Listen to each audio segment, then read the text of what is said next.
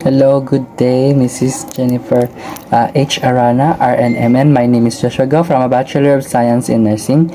I am here going to return demonstrate the therapeutic communication process recording. So what is this?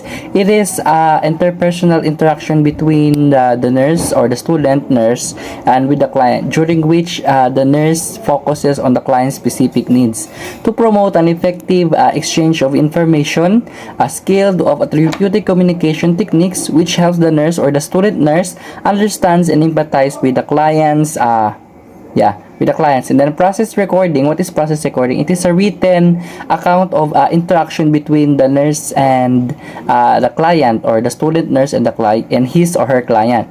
It is a record of the ongoing interaction, the process of two people relating to each other. So the record, which includes the description of the person's nonverbal and verbal behaviors, the nurse's response, the identification of therapeutic technique used by the nurse or the student, and the explanation of the nurse evaluation and interpretation of the interaction. So what are these purposes, or there are 5 purposes of this procedure?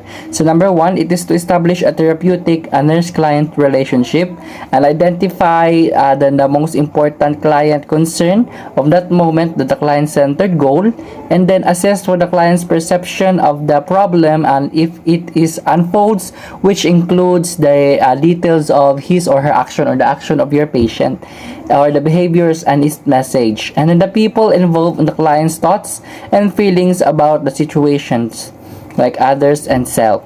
And then number 4 is to facilitate the client's expression or emotion, and then to teach the client and family necessary self-care skills. What are the materials that needed in the procedure? The only materials needed in the procedure, number 1 is your pen and paper for the recording. So as a nurse, we are following the basic guidelines of the nursing process, which are the assessment, planning, implementation, evaluation, and documentation. So for our assessment, which is in the first procedure, is the patient's nonverbal behavior. In this, we notice that the patient's nonverbal behavior, look the patient's appearance, whether the patient is hygienic, non-hygienic, whatever.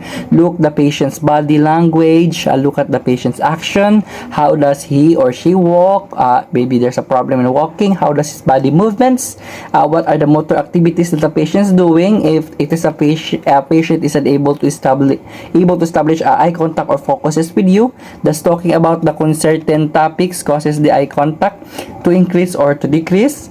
And then also other signs of the anxiety of the patient, and based of your observation, assess the patient's effect or feeling of the tone of the reaction of the mood of your patient. And then also make many more observations, non-verbal behaviors, and which include attempt to in your process recording. And then number 2 is the patient's behavior or verbal behavior. Yes, the verbal one, which he or she speaks. Notice the patient's tone of voice, whether high, low, whatever the patient's the patient's conversation appropriate to the person's, if he or she with the situation, is he in okay, also are his moods expressed appropriately, and then as he thoughts and ideas are connected to each other, and then which also does the conversation demonstrate that he is reality oriented, that is touched with the reality or imaginary. And then number 3 is the response of the patient, the nurse, or your response to the situation.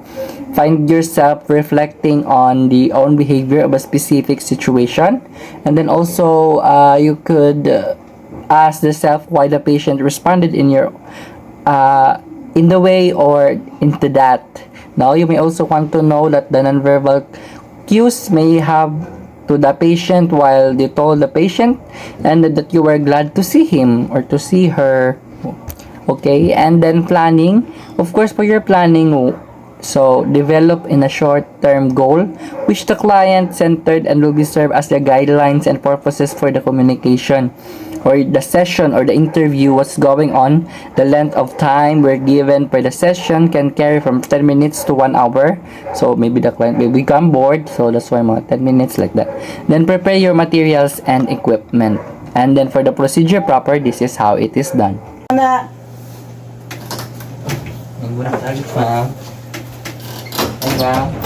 Go on, ma'am. Sure, go. Estudyante ko sa Butuan Doctors, ma'am ka na. Interview lang ko, ma'am. Ha? Kumusta bang ka, ma'am? Okay naman. Isa mo ngalan? Joshua go. Sabi gibati ni mo, ma'am. Kitin ko, ah. Ano sa mga ka, ma'am? Kuya, Kay? depressed. Makalihaw ko ba ka, ma'am? Nakaliot man. Okay, gibati siya. Kailan ka sa ako, ma'am? Yung si Joshua Go, Estudyante Minas sa Butuan Doctors, ma'am ba? Ano sa pangalan ni mo, ma'am? si Listin. Ano sa nga si listin niyo? Si Listin yung basta ko si Listin yung IOG. Pila mo edad, ma'am? Kalong na ba kasi mong edad, ma'am? 51. 50? Sakit 51. ka mo. Noong sa day ka, ma'am?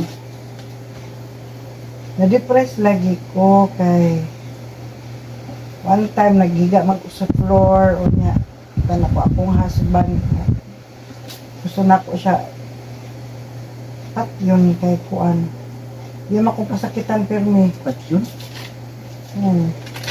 yun ako pasakitan permi mo na nga ko ako gunting kay gusto na ko siya patin Anong pat yun? Ano yun? Yung sa may ibang gunting, ma'am? ako lagi kapuntahan ba sa akong kuan nilakitan mo ko Kasi may nakasala sa inyo. yung mga staff Staff? Isa nga staff, ma'am? police ba to o ang doktor nakakita Ma'am? Ya, kumusta na? Kung sa mga kangano na mong kadiri sa ospital karon, ma'am?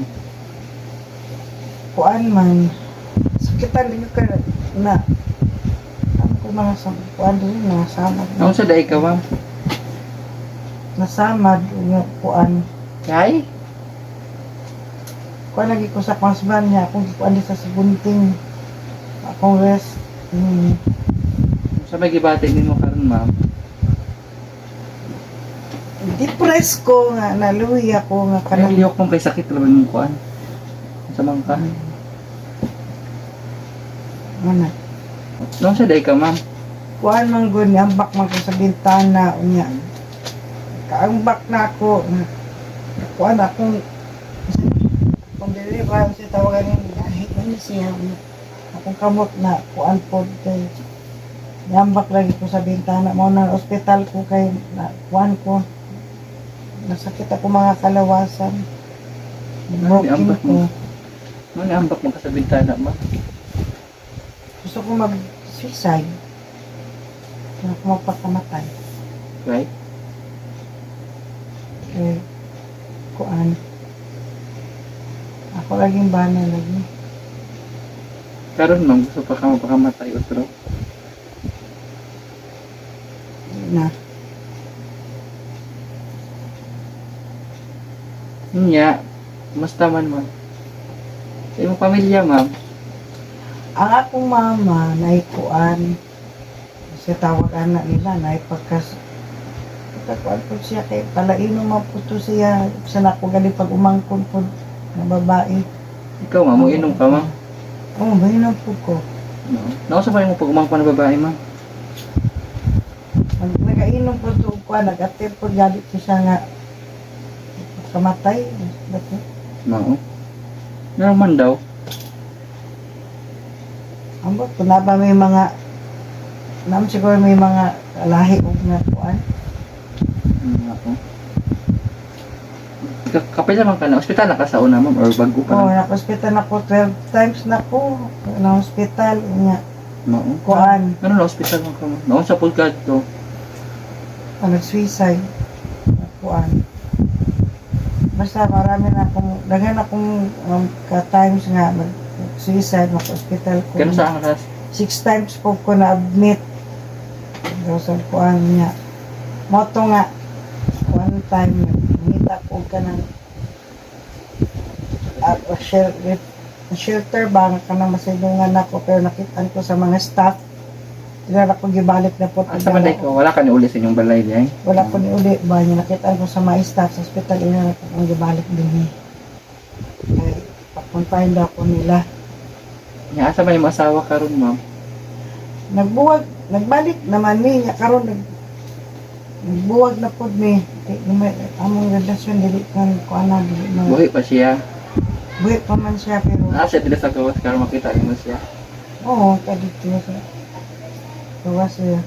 Naaman wala ko makita ma'am. Dito na. Ah, Wala man. Ba sinali si Sir de. Oo. nasa mo. Oto. Nakuan. Wala lagi.